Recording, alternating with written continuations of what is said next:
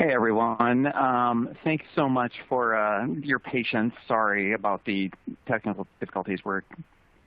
If I really knew what the problem was, I wish I could tell you what we had to do, but we had to reload the whole thing. So sorry about this. I know we're still waiting for a few people to do the delayed login. But anyway, my name is Kevin Mosher. I'm an HR attorney and labor and employment certified specialist. It's my pleasure to speak with you on delayed basis here. So again, my apologies for that. I always like speaking to your group in person, and I wish it were the case that I was able to speak to you in person here in the Twin Cities at your meeting. But unfortunately, the world has changed, and I'm having a hard time just personally remembering what February even was like. March has been ridiculous for me, and I'm sure it's been absolutely ridiculous for all of you, both professionally and personally. So one of the things that makes our, has been making the last couple of weeks, or at least the last 6 days since it was passed, interesting, is this new Family First Coronavirus Response Act. When Wendy initially asked me to do this presentation, coronavirus was not even a word. And so, or at least it was a word, but not with regard to COVID-19. So this, obviously was not expected. I was planning to give you a labor and employment HR update for the Midwest, and that we don't really need to do that now, since everything's kind of all encompassing on coronavirus.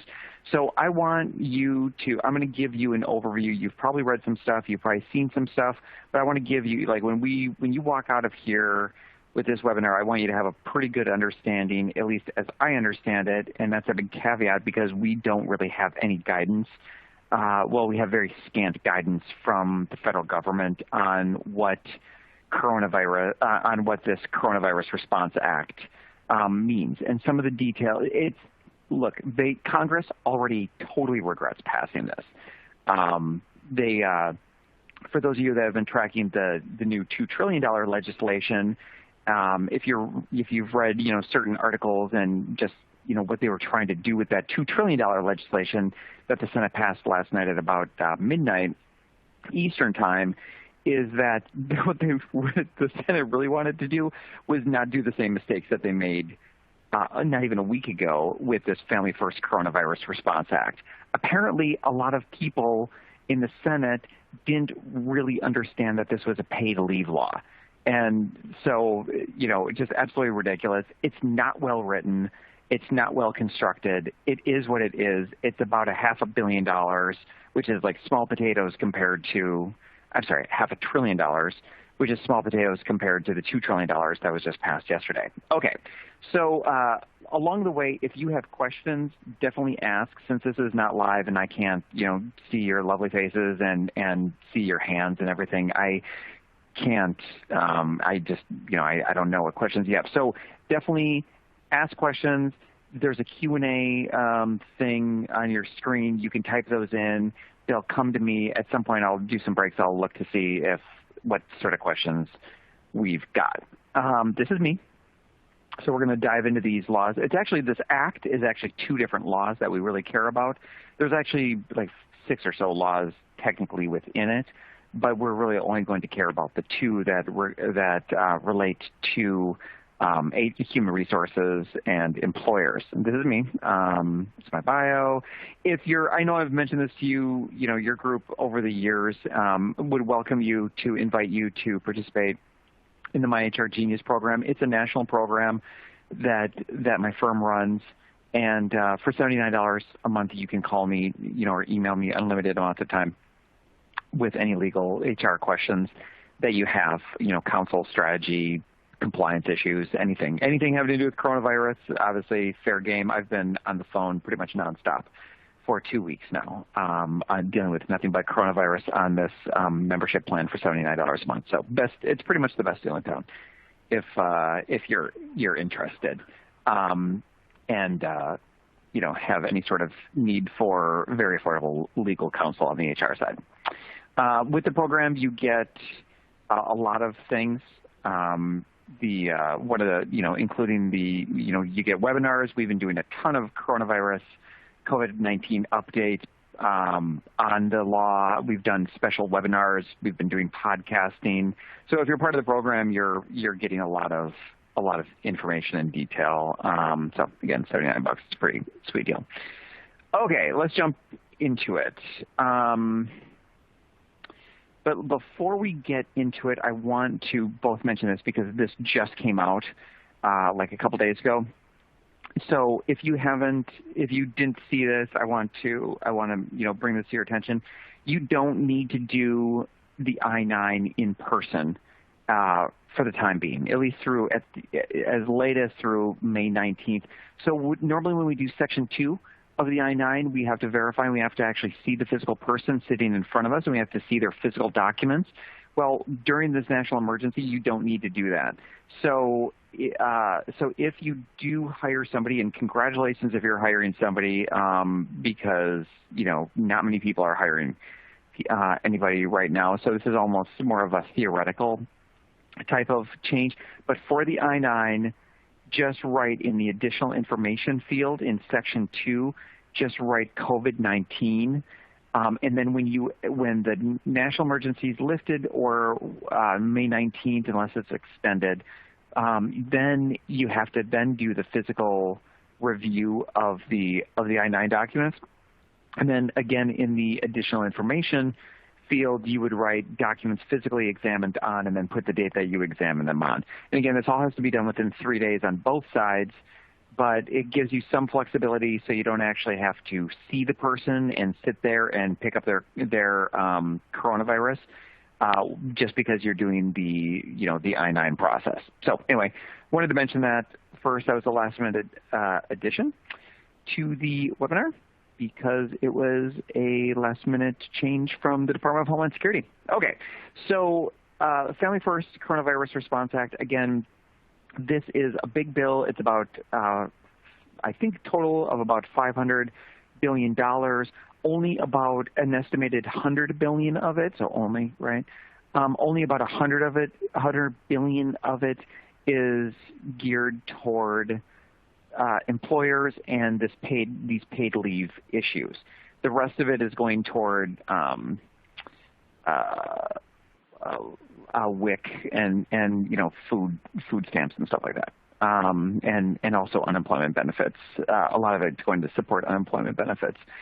Also, the new, before I go just another tangent, the new $2 trillion law, we're still waiting to see the actual verbiage of it. That was passed last night, but it looks like there is a ton of money in there to ramp up unemployment benefits at the state level. So I would not be surprised if a lot of states put their unemployment, increase their unemployment benefits. I don't know what, every state's different on unemployment, and some of it's backed by the federal government.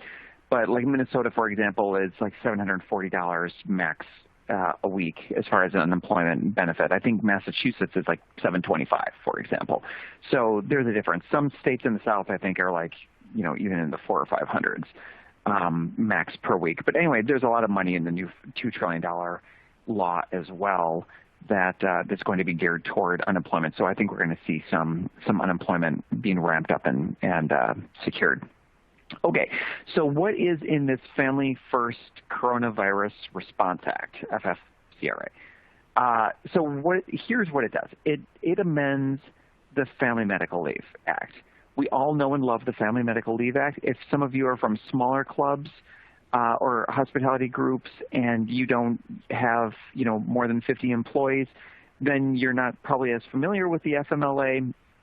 But the new FMLA, this new FFCRA,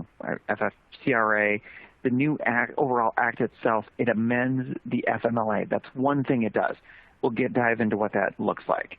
The second thing it does is, for the first time ever, it provides paid federal leave to non-federal employees. So all employers under 500 employees now have to provide, starting April 2nd, have to provide some paid sick leave to employees under certain circumstances. There's a lot of nuances to it. That's what we're going to talk about here during the webinar.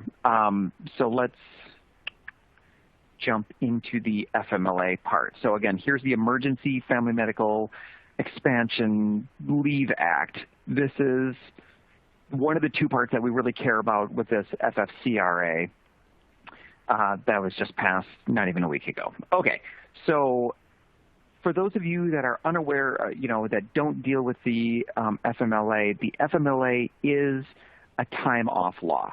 So I'm just very quick, like 1 minute overview of the FMLA.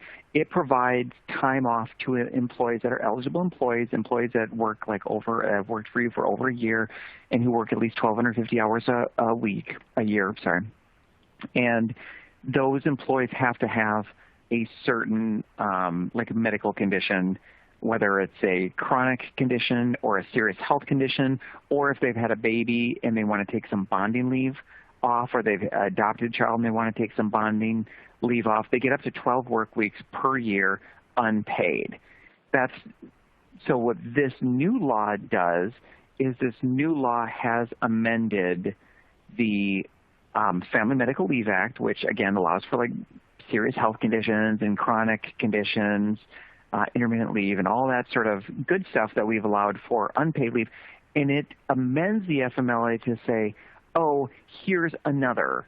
So add to the list of serious health conditions and chronic conditions and bonding leave. And we're also going to add this new part. So this new part, and it's going to be eligible to all employees. So all employees that have worked at least, so I'm going to skip to the next slide to show that. So all employees that have worked at least 30 days for you.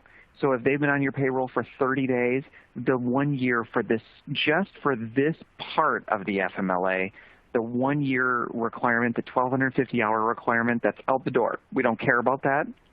We still care about it if the person's pregnant and they want bonding leave. We still care about it if they have a serious health condition. They've got to have a 1 year, and they've got to have the 1,250. But for this purpose, for this amended FMLA, just with regard to COVID-19, if they are unable to work because they have to stay home because their kids' daycare or school has been shut down, now they're going to be covered by this FMLA. Interestingly, if somebody gets COVID-19, it's not going to be paid. That's not going to cover this FMLA. If they get COVID-19 and they can't work, that's normal FMLA. Serious medical condition, I assume they're going to be treated by a healthcare professional. You're going to look at serious medical condition. It's going to be unpaid. There's the loophole. This is why this law is totally stupid.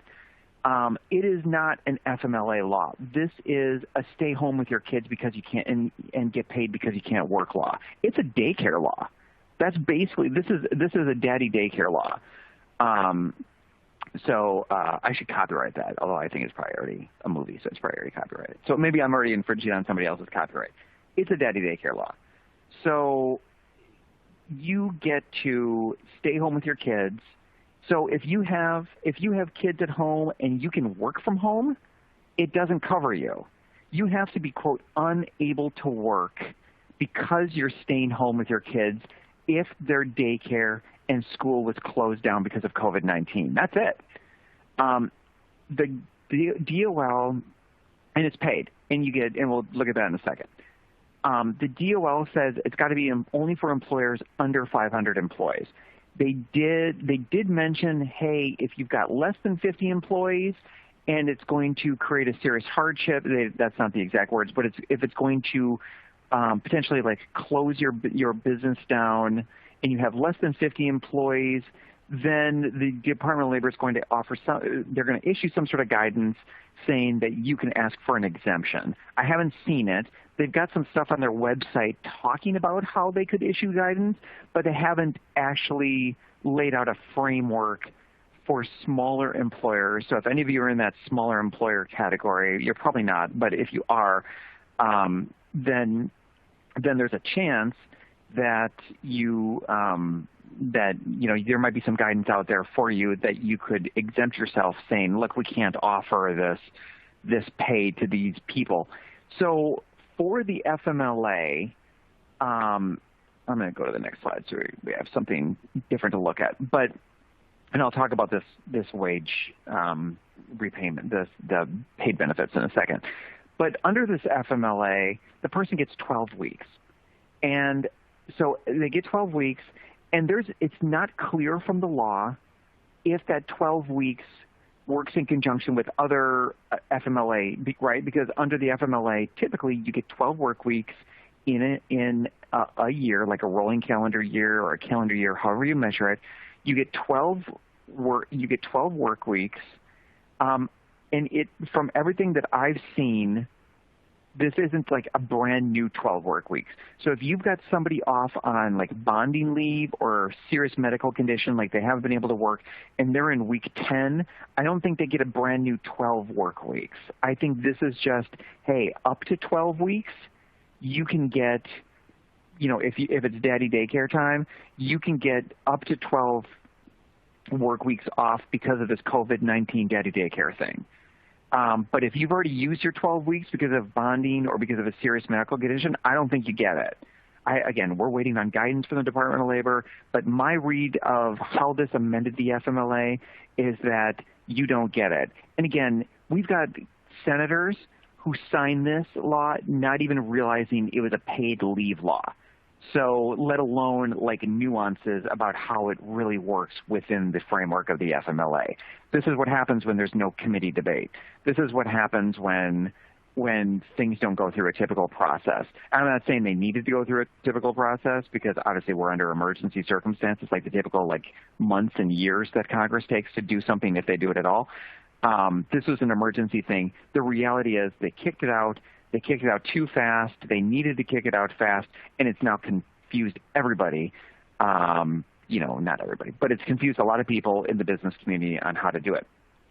I would say this, my take, if somebody has already used some of their FMLA, they don't get a brand new 12 weeks.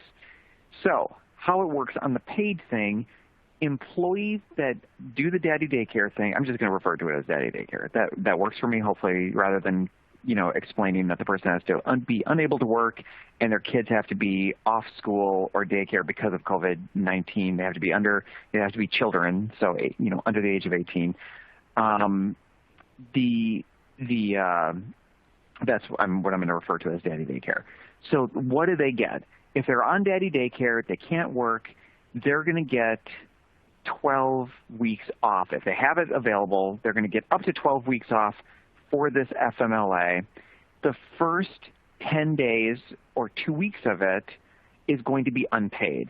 So just like normal FMLA, it's entirely unpaid, right? First 2 weeks, it's going to be unpaid. Picture this as a big puzzle with 12 pieces, right? And 2 of the pieces are missing. Those are the 2 unpaid weeks. The other 10 weeks are filled in, they're paid. You get 2/3, the employee will get up to 2/3, they get 2/3 of their pay, up to $200 a day. So if you've got somebody who's making, a ton, like $200,000 a year, 2/3, they're only going to get $200 a day. If you've got somebody who's making $20,000 a year, and I don't know what that is, that's probably right around $85 or $90 a day, they're only going to get 2/3 of their typical $85 or $90 a day wage. So let's just say it's 90, they're going to get 60. So if they make $90 a day under this law for up to 10 weeks, for the 10 weeks, so starting week 3 to week 12, if they get the full 12 weeks, week 3 to week 12, they're going to get 2/3 of their wages, up to $200, no more than $200 a day. If you've got employees with irregular schedules, a lot of you probably have employees with irregular schedules, you're going to have to look back and see what their typical weekly or daily wages and hours worked were, and calculate that, and just do the best you can. But you're going to look at that, you're going to try to figure out what the average is. It really shouldn't be too hard to figure out if you have your payroll, and you can look at it. It'll just take some time.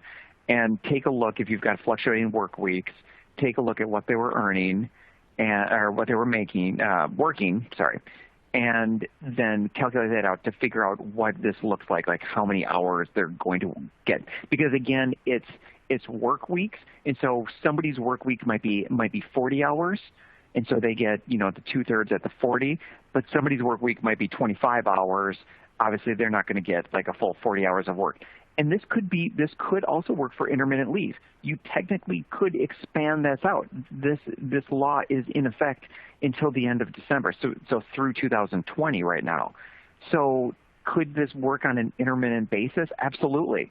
Somebody could tell you that they want, they're a 40-hour-a-week person. They've got childcare covered, their spouse or parent or whatever is watching their kids for 20 of the hours a week. They're a full-time person, but they can't. But they need to stay home and watch the kids play video games, and they can't work for 20 of the other 20 hours. Well, 20 hours is going to be work. 20 hours is going to be 2/3 pay counted toward this 12 work weeks.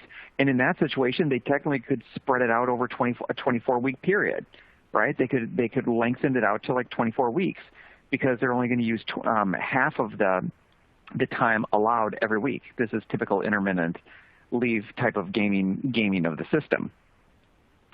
If the employee goes off on this leave and they're on the leave, it's protected. It's FMLA protected. You're supposed to reinstate them. Now, if the job doesn't exist, the job doesn't exist.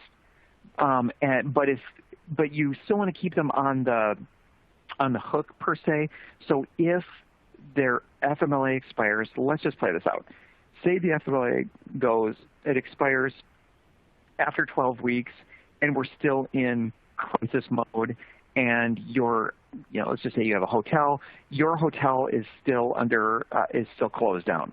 Well, there's no job. You obviously don't have to restore them. At that point, they go on unpaid. They're on unemployment, right? You put them on they get to go and ask and get unemployment. They can't get this FMLA and unemployment at the same time. At least that's how I read the law and most unemployment rules. So again, don't quote me on that. Every state's got different unemployment rules. But how I look at it is they can't get unemployment and FMLA reimbursement at the same time. I think that would be double dipping.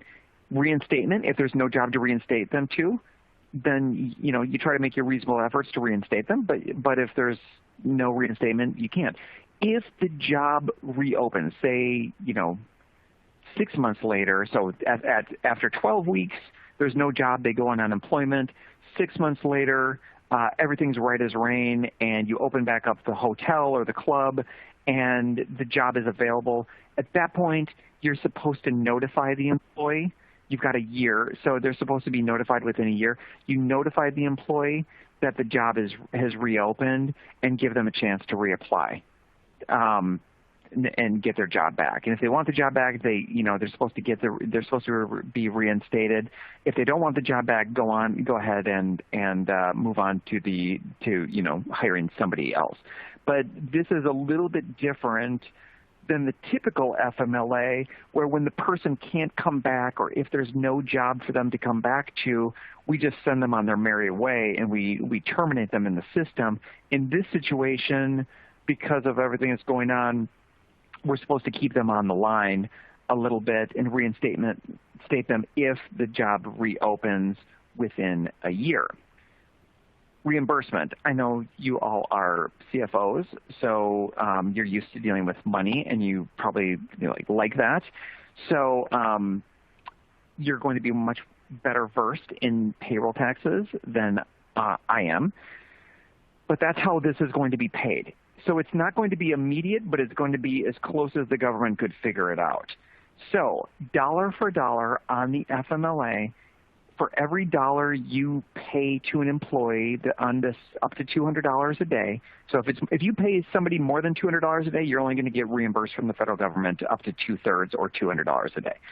So you are going to be able to claim an immediate credit on your payroll taxes for this.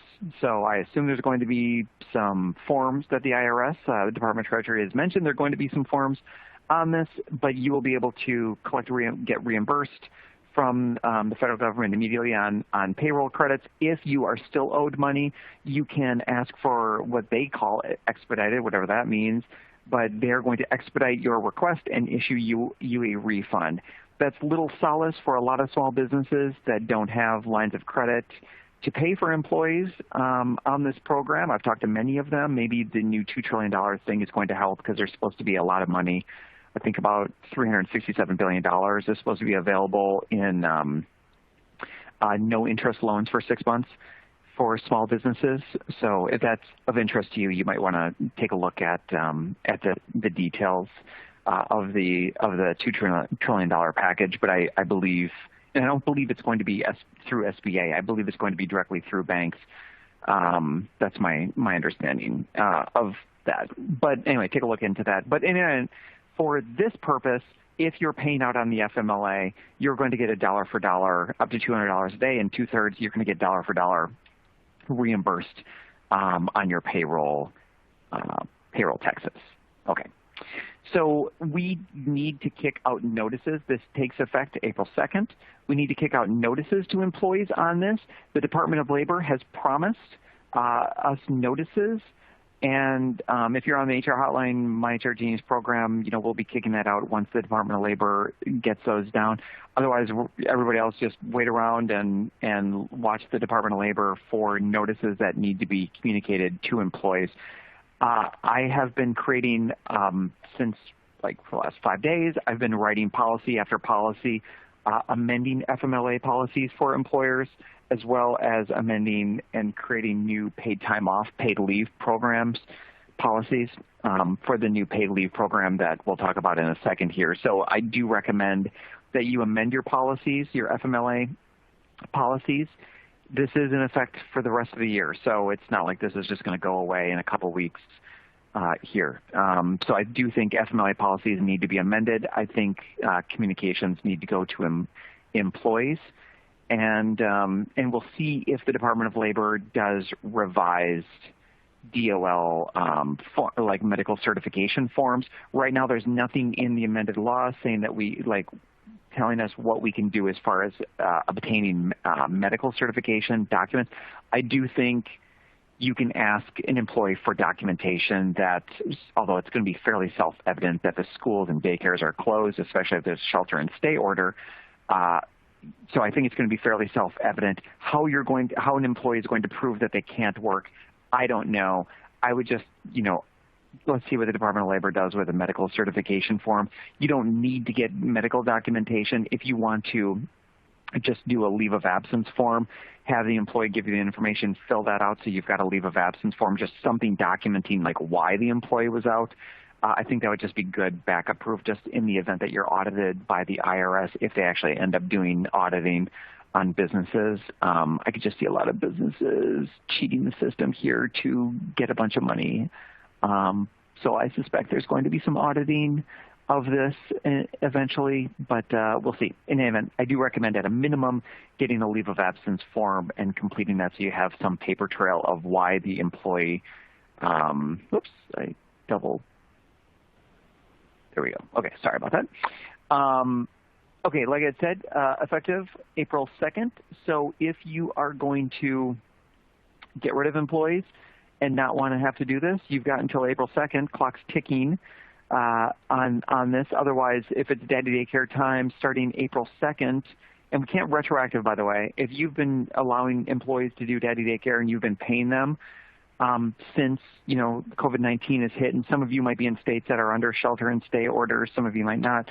But if you've been paying for employees, you can't retroactively seek a tax credit on this. At least we've got no guidance on this, and that doesn't make any sense because the law doesn't take effect until April 2nd. So let me. I see there's at least one question. Let me read this, and then I'll take a look to see if the questions are still outstanding. So we've got Sammy staying home a lot. That's a person. Sammy has a 15-year-old who's out of school. Sammy says to you, yeah, so if I'm not home to watch him, he'll drink my expensive scotch and become a hazard to himself. And then you say, as the employer, yeah, you can work from home if you want, though. Still watch him, make sure your liquor's taken care of. And Sammy replies, I'd rather not. I got to run. Eligible for FMLA benefits. Personally, I don't think so. I think if you give Sammy the opportunity to work from home, if he can work from home, I think you can deny Sammy's request and claim, and then either hit Sammy under the attendance policy if he doesn't show up for work, or just give him a pass, whatever you want to do. But I don't think he would be eligible for FMLA benefits if he can't work from home because it's just a job that doesn't allow, like maybe he's a, receptionist or something like that at, your place, and that just doesn't work to work from home. Then in that situation, I think that's different. Sammy's got a 15-year-old who's out of school. He can't work from home based on his job. Boom! I think he's going to get FMLA. He's going to get these 12 weeks, the last 10 of which are going to be paid. Okay, let me take a look at. There was a question, and then yes, I believe knock on wood. I believe somebody's asking if the presentation will be available afterward, and this should be recorded right now. Again, not this. I hate to make any promises. We're clearly having technical difficulties this morning, but I'm pretty sure this is being recorded. So I'll send a link to Wendy, and she can distribute it to everybody, and you are welcome to watch it at your leisure as well. The Emergency Paid Sick Leave Act. Okay, so the second part, so we've talked about the FMLA. All of that just had to do with the FMLA. Now we are talking about the Emergency Paid Sick Leave Law. This is, again, the first, so that's the first paid FMLA law. This is the first paid sick leave law. I think that's important because the federal government there's been lobbying efforts for about 7-8 years now to really get a paid leave law going at the federal level, and it took an emergency situation for it to actually happen. I don't think that's a small deal. I think it's the beginning of, I think it could help Congress to really do something long-term and more global on a paid leave situation. So we will see. Or maybe they're just going to be so sick of the way they wrote this that they're not going to do anything, and maybe it'll sour their mouths on it. But in any event, so who's going to be covered? Again, for this law as well, so that we were talking about FMLA before being under 500, same with the paid sick leave. So it's going to cover public agencies, and it's going to offer paid leave for a number of reasons way beyond what the FMLA was doing. And how is this going to work? So before I had mentioned that there are, like when I think of the FMLA as a puzzle with 12 pieces, but 2 of the pieces are missing, and those 2 pieces are unpaid pieces. Well, the paid sick leave fits into there. So if you take a look at, so paid sick leave, I'll talk about how much gets paid in a second, but all employees, doesn't matter how long they've been working for you, all employees as of April 2nd, if they hit any one of these 6 triggers, they are going to get paid sick leave. And number 5, just skipping ahead to number 5, that's the same as the FMLA. It doesn't say unable to work though. So if we go back to Sammy's situation where Sammy wasn't able to work, in Sammy's situation, he was going to get the FMLA if he couldn't work. Under the paid sick leave, if he just has a kid home from daycare or school, he's going to get the paid sick leave. Like Sammy doesn't have to give you even if he could work from home. The way this law is written, I think it's fair to interpret that if Sammy has to stay at home and take care of his son, his 15-year-old, and make sure he doesn't get in the liquor cabinet, Sammy's going to get the paid sick leave. And again, the paid sick leave is just 2 weeks. So 80 hours, 2 weeks. And it triggers under all of these 6. So let's just go through them.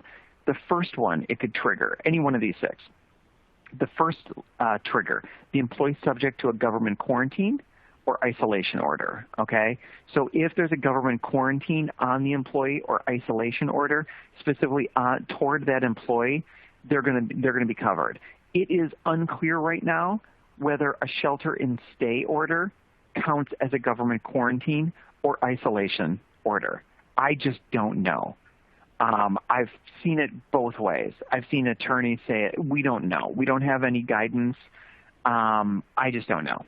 So I wish I could tell you, like, with certainty that a shelter-in-stay order triggers this. I think that's a fair read. That's kind of what I'm telling people, that a shelter-in-stay order is an isolation order. But I don't know. I really don't know with any certainty. Could you disagree with me? Yeah, absolutely. There are attorneys out there that are saying otherwise.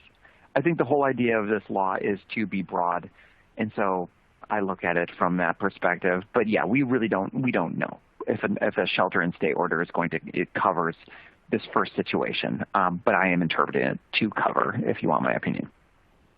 Number 2, the employee has been advised by a healthcare provider to self-quarantine due to concerns related to COVID-19. That one's a little bit clearer. And in that situation, the employee has actually been counseled by a healthcare provider, right, to self-quarantine. And so in that situation, yes, you're going to, that'll trigger paid leave for, again, up to 80 hours or 2 weeks for full-time employees. The third one, the employee is experiencing symptoms of COVID-19 and is seeking medical diagnosis. My gosh, everybody thinks they've got symptoms of COVID-19 if they have any level of hypochondria, or, they just are watching too much internet and Reddit, reading too much on Reddit. People are just all going around thinking they have symptoms of COVID-19, but they have to also be seeking a medical diagnosis, so they got to go and be getting a test. If somebody is hitting that, they're going to be able to get up to 80 hours a week, 80 hours, 2 weeks of pay. Okay. And again, this is, so it just, 80 hours is the max. I don't care if all of these are occurring for an employee. They're not going to get like 2 weeks and then another 2 weeks and then another 2 weeks because they were at 1 and then they're at 2 and then they're at number 3 reason. That's not how it's going to work. It's going to be a total 80 hours, no more than 80 hours. Okay. The first 3 are important to keep in mind. Those are like personal, isolation, health-related, personal to the employee themselves, okay? Keep those in mind. That's a group. Then we've got the next 3. Number 4, the employee has to be caring for somebody who's subject to a government quarantine or isolation order or has been advised by a healthcare provider to self-quarantine. So if you're caring for somebody else, and that's why you can't come into work, you're caring for somebody else, you're going to be entitled to 80 hours of pay, up to 80 hours of pay. Number 5 is repetitive of what we saw with the FMLA. You've got a child under 18-year-old, daycare or school's been canceled, and you're staying home to make sure they're okay, right? We don't have to prove that we're unable to work. It might be implied. It's hard to know, but there's no, quote, the law does not say, quote, unable in this circumstance. So in any event, we've got, that's number 5. Number 6, the employee is experiencing any other substantially similar condition specifically related, by the Department of Health. We'll see what that means. I'm not entirely sure. So, okay, we've got 4, 5, 6. They're a group. We've got 1, 2, 3. They're a group. Let's go to the next slide. I'm going to tell you why that's important. Oh, and then here's some details on like full-time and part-time. If it's a 2-week law. So if you've got part-time employees that, let's just say they work 30 hours a week, they're only going to get up to 60 hours then, right? So they're only going to get they're going to get 2 weeks, whatever 2 weeks means for them. So if it's 80 hours for a full-time employee, but if somebody's working only 30 hours, it's only going to be 60 hours of pay for them. Part-time people are not going to just get like full-time pay for 2 weeks. That's not how that's going to work. It's going to be prorated for them. And again, like with the FMLA, we want to look at a 6-week period if you have fluctuating work week schedules for employees. And then there's specifically the employee doesn't get to carry over this paid sick leave into the next year. Okay. I don't know why I'm yawning. I think that's just ridiculous. So, okay. Here's how we're going to calculate it. So remember my first group of 3, right? So the person's on quarantine or isolation order. Number 2, the person, I'm just going off my memory on this. Number 2, the person is experiencing symptoms. And then number 3, they are, and they're like a healthcare provider has said that they need to isolate or quarantine. And then number 3, they are experiencing symptoms and they have been told they're awaiting test results. If the reason you're off work is for 1, 2, or 3, those reasons, you get full pay up to $511 a day. That's like landing on Boardwalk for Monopoly, right? So you hit Boardwalk 1, 2, and 3, you're going to get up to $500 a day. Obviously, if you only make $90 a day, you're only going to get $90. But if you're making $600 a day, you're going to get $511. If the reason you're off is for 4, 5, or 6, 4 being you're taking care of somebody else who's under an isolation order or quarantine, and 5, you're taking care of your kids because school or daycare has been canceled, and 6, that like crazy, Department of Health one. If it's those, then it's just like the FMLA. You're going to get 2/3 of your regular pay, up to $200 a day. So just like the FMLA. So there, if you need that full 12 weeks because you can't work and your kid's off school, here are the other 2 pieces of your puzzle. Fit them in. This is how an employee gets a full 12 weeks of pay. Maybe the first 2 weeks of the FMLA, maybe the first 2 weeks. If you want to perfectly game the system, not that, I would accuse any employee of ever wanting to game the system, but if an employee wanted to game the system perfectly, they get quarantined, congratulations, you're quarantined, or they're experiencing symptoms and they're awaiting tests and it takes them 2 weeks, and they get their full wages, right, for up to 2 weeks. Then they're like, okay, I'm better, COVID-19, way better, but you know what? I can't work because my kid's off on school. Okay, then you put them on FMLA, the first 2 weeks unpaid, so they're not going to get paid for the first 2 weeks, and then the next 10 weeks, they're going to get 2/3 because they can't work because they're taking care of their kid. And there you have it. The employee just got 14 weeks of time off work, 12 of them paid. 2 of the weeks were unpaid. So there it is. That's how perfectly gaming the system, how an employee could do it. If you already have some sort of PTO or sick leave policy, it gets a little bit complicated, but here's the basic rule. You can't make employees use up their company-issued PTO or paid sick leave. They can if they want to, and maybe they would want to because it might be it's better to be paid full wages rather than under your PTO policy. It's better to be paid full wages than part-time wages, 2/3 wages. But you can't force them to make that choice. So if you've got a PTO bank, let's just say the employee has 100 hours in a PTO bank, you can't say you've got to use your PTO. Under the normal FMLA, you can. So if the employee is pregnant and they're going to have a baby and they want to take bonding leave, and bonding leave is unpaid under the FMLA, you could still say go ahead and use your PTO first. You can still do that.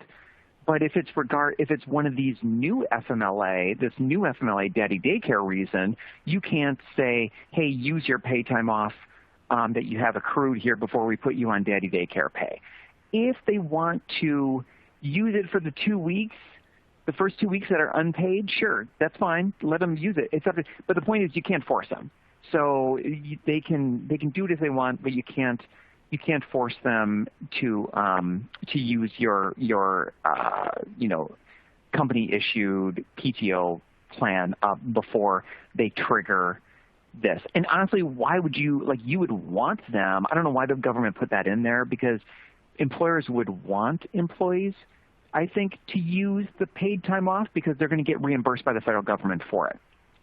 One thing that I forgot to mention, going back on the FMLA, if somebody's on, so daddy daycare time, if somebody's on the FMLA, FMLA does continue to extend their group medical benefit entitlement. So that's what FMLA does, right? It keeps somebody on the group medical plan. Same with this FMLA. The difference is you can also seek a reimbursement for the cost of group medical insurance for keeping the employee on the plan. So that is, again, great. And again, same sort of reimbursement mechanism on payroll taxes or refund if you don't have enough in payroll taxes to get fully reimbursed. So that's, anyway, you're also going to get a credit back on your reimbursement back on your group medical. Sorry, I had forgotten to mention that before. There's going to be notice. You have to provide notice to employees, again, of the paid sick leave. I recommend doing a policy. We've been writing policies. I'm happy to write a policy for you if you need one quickly. So, again, the Department of Labor is supposed to be kicking out model notices on all of this stuff in addition. Here's, consequences if you don't do this, that it will be governed, investigated, and subject to penalties if you're not paying employees and providing them with this 2 weeks of pay. So yes, you could have to reimburse employees, again, up to the 2/3, $200 a day. There might be some liquidated damages as well available. So I would just say, for the most part, again, you're going to get reimbursed for it. I would be, if the employee seems to be hitting the definition, one of these 6 criteria for paid sick leave, I would err on the side of doing it. And I'm not really sure why my picture is there again, but I guess maybe I'm the face of compliance for the Department of Labor. Okay, so we've already covered this a little bit, talking about the tax credits and reimbursement. So I kind of jumped the gun a little bit about this. If you have less than 50 employees, there might be some specific guidance coming from the Department of Treasury and the Department of Labor that's going to exempt you from these requirements. I think it's most important on the reinstatement requirement, but we'll see, what they do. But for now, there's no real guidance on this, and it seems to be covering everybody under 500 employees. Like I say, I think you need to have a plan to communicate this to employees. There will be a DOL notice coming out that you're going to want to post and probably electronically distribute to employees. And then also I think you should have policies in place amending the FMLA, your FMLA policy, or just a standalone policy, which is what I've been recommending and putting together for people. And then also standalone paid sick leave policies that are in addition to your PTO policies. And again, I think standalone policies make more sense so that we're not completely confusing your current PTO policies that you might have in your handbooks and that sort of thing, and then we can kick something out on an emergency basis. And that's it. Let me see if there were any other questions. Okay, if there was one more question.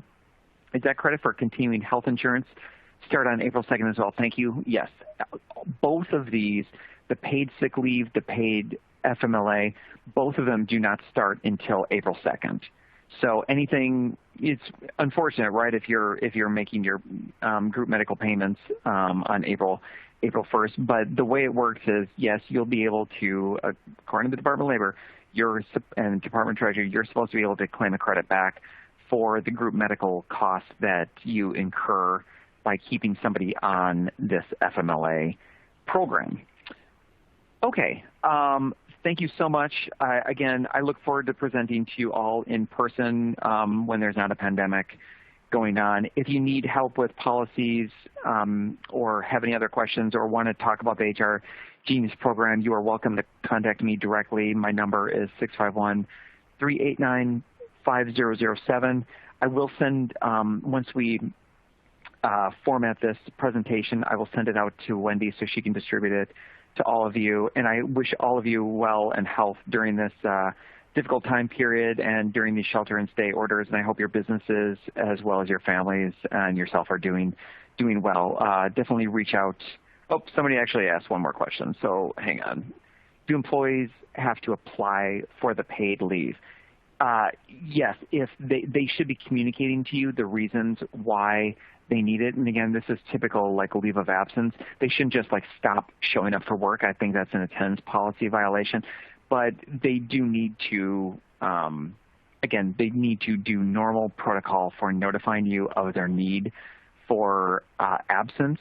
And I think you should ask them like what the reasons for it are, and if it fits within the criteria for the paid leave or the FMLA. I think you should you know, have it covered at that point. But again, I think you need to put together some leave of absence forms that are amended to count for these sorts of situations. So again, thank you for all the questions. Thank you for your attention. Feel free to call me or email me at kmosher, MOSHER, at Thompson, THOMPSON, COE, co.com. I wish you well. Take care.